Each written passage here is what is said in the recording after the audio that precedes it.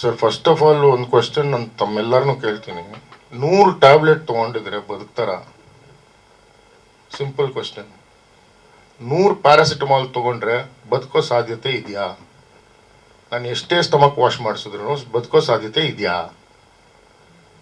First ಅದೇ wrong allegation ಅಲ್ವಾ? ಇನ್ನೊಂದು, MLC ಮಾಡಿಸ್ತೀನಿ ಅಂತ ನಾನು ಫೋರ್ಸ್ ಮಾಡಿದೆ ಆಸ್ಟರ್ ಹಾಸ್ಪಿಟ್ಲಲ್ಲಿ.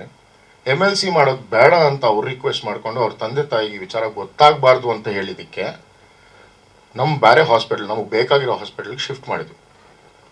ಅಲ್ಲಿ ಶಿಫ್ಟ್ ಮಾಡಿ ಅಲ್ಲಿ ICUನಲ್ಲಿ ಇವರು ಫೋನ್ ಇಟ್ಕೊಂಡಿದ್ರು. ನಾನು ಅವ್ರಿಗೆ ಅಟೆಂಡೆಂಟ್, ICU ಅಟೆಂಡೆಂಟ್ ನಾನು. ಸೊ ಡಾಕ್ಟರ್ ಕರೆದು ನನ್ನನ್ನು, ಸರ್ ಫೋನ್ ಯೂಸ್ ಮಾಡ್ತಾ ಇದ್ದಾರೆ, ದಯವಿಟ್ಟು ಫೋನ್ ಈಸ್ಕೊಳ್ಳಿ ಅಂತ. ನನಗೆ ಫೋನ್ ಈಸ್ಕೊಳ್ಳೋದಕ್ಕೆ ನಾನು ಕೊಡಲ್ಲ ಅಂತ ಗೊತ್ತಿತ್ತು. ಸೊ ನಾನು ಹೇಳಿದೆ, ಅವ್ರಿಗೆ ಕೊಟ್ಬಿಡು, ಅವ್ರು ಸೇಫ್ಟಿ ಲಾಕರಲ್ಲಿ ಇರ್ತಾರೆ, ನಾಳೆ ಬೆಳಗ್ಗೆ ಡಿಸ್ಚಾರ್ಜ್ ಆದಮೇಲೆ ಸೇಫ್ಟಿ ಲಾಕರಿಂದ ಈಸ್ಕೋ ಅಂತ ಹೇಳಿದೆ.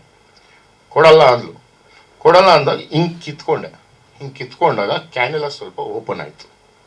ಇಷ್ಟೇ ನಡೆದಿದ್ದು. ಇದು ಬಿಟ್ಟರೆ ಬಟ್ಟೆ ಹರಿದಾಕಿದ್ದು ಇನ್ನೊಂದು ಎಲ್ಲ ಸುಳ್ಳು.